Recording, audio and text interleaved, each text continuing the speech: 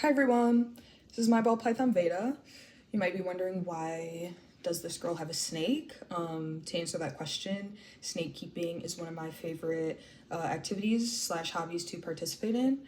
Owning snakes is generally considered a hobby or activity just because the requirements are vastly different than, say, a dog or a cat.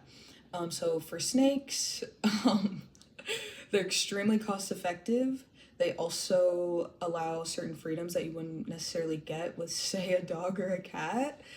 Um, and they also teach you boundaries that you wouldn't really care about while owning another pet. So first of all, snakes are extremely cost effective. With snakes, you really only are spending the majority of your money when you on initial cost. So when you purchase the snake, when you get their enclosure, the things that go inside of it, their heat, their lights, things like that. But once you get all of that down pat, you're really not spending any additional money besides that.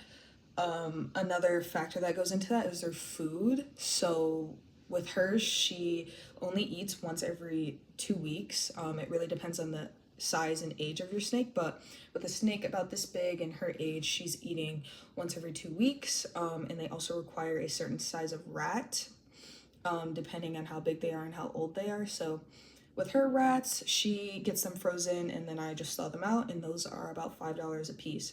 So food wise, I'm really spending $10 a month. Say with dogs, I have two large breed dogs. Obviously, they eat every day and they're big, so they eat a lot, and their food's expensive. So with them, I'm spending about $120 a month versus $10 a month. That's a big difference.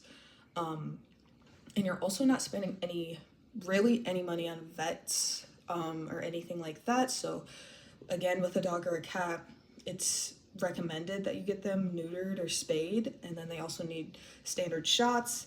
You don't spay or neuter a snake and they don't need any shots. So really, you're only spending money on a vet if there's something wrong with them.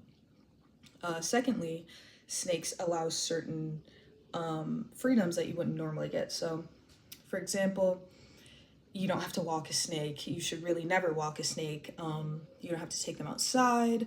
So like with my dogs, they have to be walked 3 to 4 times a day. That takes a lot of time and effort, and I have to take time out of my day to do that. Also, you can go on a vacation, go out wherever without having to get a pet sitter or anything like that. Again, snakes don't eat a lot. They can go weeks without eating.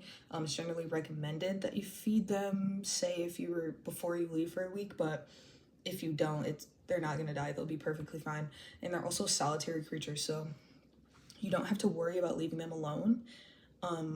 With my dogs, if I even leave them alone for a night, I feel guilty. But with them, in a perfect world, they would be left alone for eternity.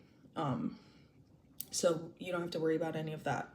And lastly, they teach you boundaries that you really wouldn't care about with another pet. So with snakes, the biggest fear with them is that they'll bite you.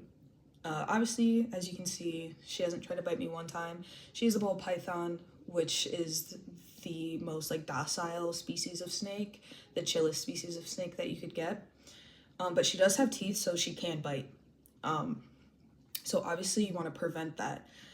The only time that they would bite is if they feel threatened or uncomfortable, and they'll also let you know with their body language. So say she doesn't like her head touched. If I were to touch her head, she would snap back. She would curl up into a tight S position.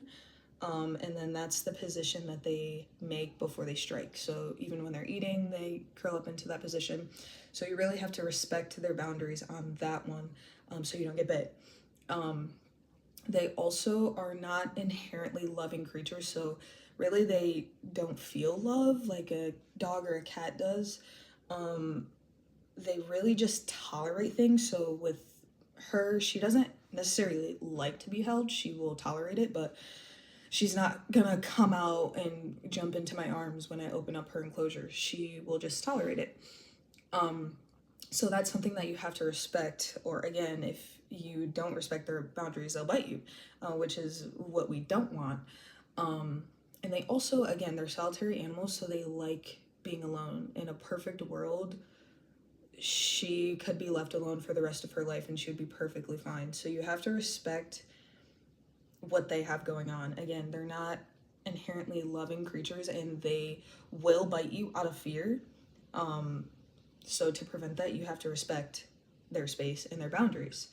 So all in all, snake keeping is great. I love it. It's cost effective. It allows freedoms that you wouldn't necessarily get with like a dog or a cat. And it teaches you things like boundaries that you wouldn't really care about with any other pet. Thank you.